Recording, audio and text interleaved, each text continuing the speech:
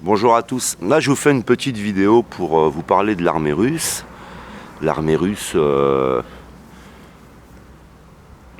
pour boucler en fait toute cette histoire, c'est l'armée russe qui bouclera toute cette histoire. Ça a été écrit, ça a été prophétisé. Vous retrouverez dans les armoiries russes l'archange Michel. Tout ça, c'est un symbole.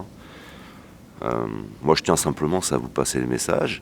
Alors, je ne suis pas en adulation devant les Russes, en adulation devant monsieur Vladimir Poutine, mais que simplement, vous avez une armée qui est là, qui est invisible, et vous avez une armée, il faut une armée ici aussi. Et que la seule chose qui, à la fin, pourra faire tomber complètement la puissance militaire américaine, la suprématie aussi européenne, toutes ces organisations, il faut une armée sur Terre, dans la matière.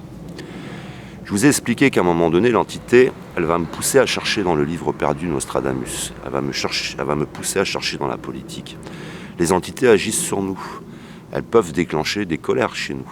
Je vous ai dit que tout devait être abouti, que nous devions découvrir le vrai visage de certaines personnes. Alors vous voyez qu'il se met à y avoir dans l'entourage de Trump des personnes qui balancent des vidéos, qui balancent des choses sur lui. Est-ce que c'est spontané?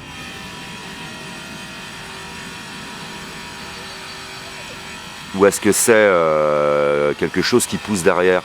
Des fois, il y a des juges qui se mettent à avoir une obsession sur quelqu'un, qui se mettent à vouloir enquêter sur quelqu'un, et ils ne savent pas pourquoi. Vous vous mettez vous-même des fois... Alors je vous expliquais ça, hein. Il y a les intuitions, il y a vos entités qui agissent sur vous, et il y a des phénomènes là qui vont se mettre en place. Alors je le disais, tout doit être abouti. On va savoir qui est François Hollande, on va tout comprendre. Pour que ça arrive aussi, il fallait bien que les Américains, l'Union européenne, l'Arabie Saoudite, certains pays du Moyen-Orient se mettent à manipuler un peu tout ça et à prendre aussi comme bouc émissaire non seulement pas que les musulmans pour l'Europe, mais aussi les Russes. C'est-à-dire qu'on est en train de s'effondrer. On s'effondre et il nous faut un responsable de cet effondrement. Alors on n'est pas obligé de n'avoir qu'un responsable. Donc la Russie est responsable de tout. Pour faire un petit rappel, pour dire que je ne suis pas non plus dans l'adulation des Russes, parce qu'on va dire ouais mais là t'adules les Russes, etc. Au moment où ça allait mal en Irak et que je disais qu'il faut tout de suite intervenir pour anéantir Daesh, vous pensez bien que les spécialistes expliquent encore aujourd'hui qu'une coalition internationale éliminerait Daesh en 2 jours. On ne le fait pas. Vous avez, un Laurent Fabius qui donne des armes à une opposition syrienne. Ça ne se fait pas.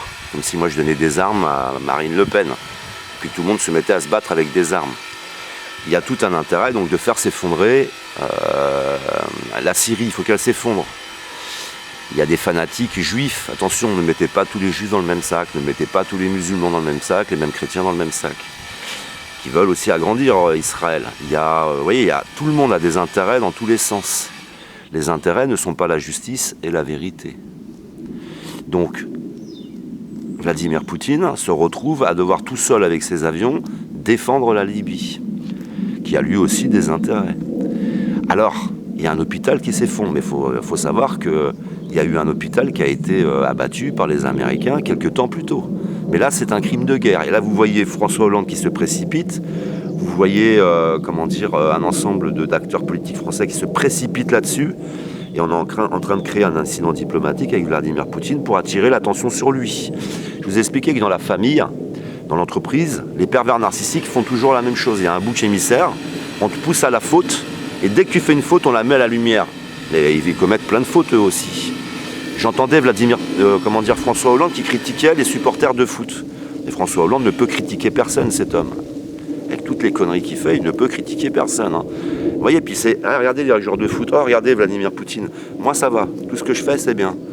Alors on est dans ce climat-là. Donc petit à petit, on va pousser de plus en plus à la faute Vladimir Poutine. On va nous faire remarquer, là, il a envoyé des bombes là. Mais pourquoi nous, on n'y va pas tous ensemble là-bas? Et qu'on règle le problème, et qu'après on laisse les Syriens voter. Non, il faut que cet homme disparaisse, exactement comme la Libye, exactement comme l'Irak. On le veut pendu, on veut Bachar al-Assad mort. Voilà, et ils l'ont dit, hein, ils ont exprimé ça. Quitte à utiliser certains moyens, il faut qu'ils disparaissent. C'est la mafia. Là, on a affaire à la mafia.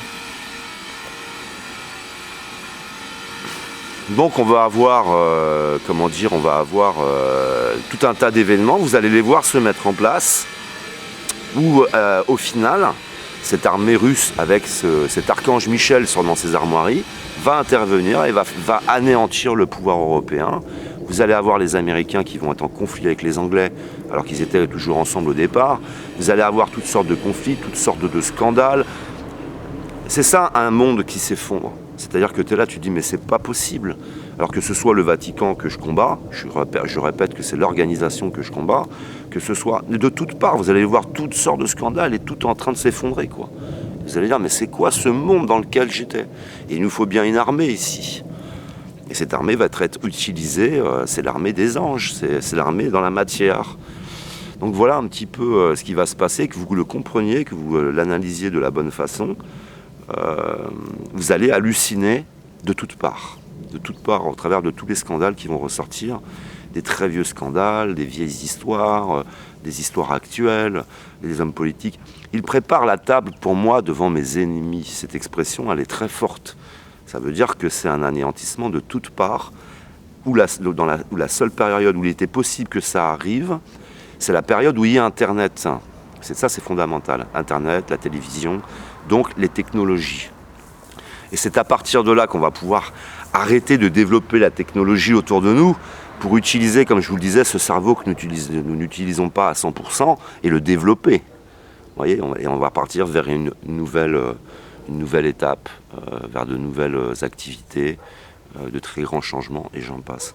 Voilà pour l'armée russe, c'était juste que vous puissiez observer comme moi ce qui se passe, ressentir les mêmes choses que moi. Il y a quelque chose qui est en train de s'emboîter, de se mettre en place, et qui est parfaitement normal, et qui était prévu.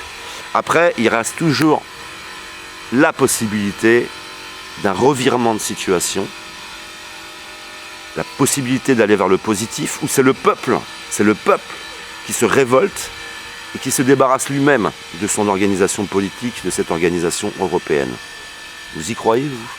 Merci de m'avoir écouté, je vous aime, que l'amour soit avec vous, et à une prochaine vidéo. Désolé pour le bruit, c'est tout le temps et sans arrêt, etc. Enfin bref.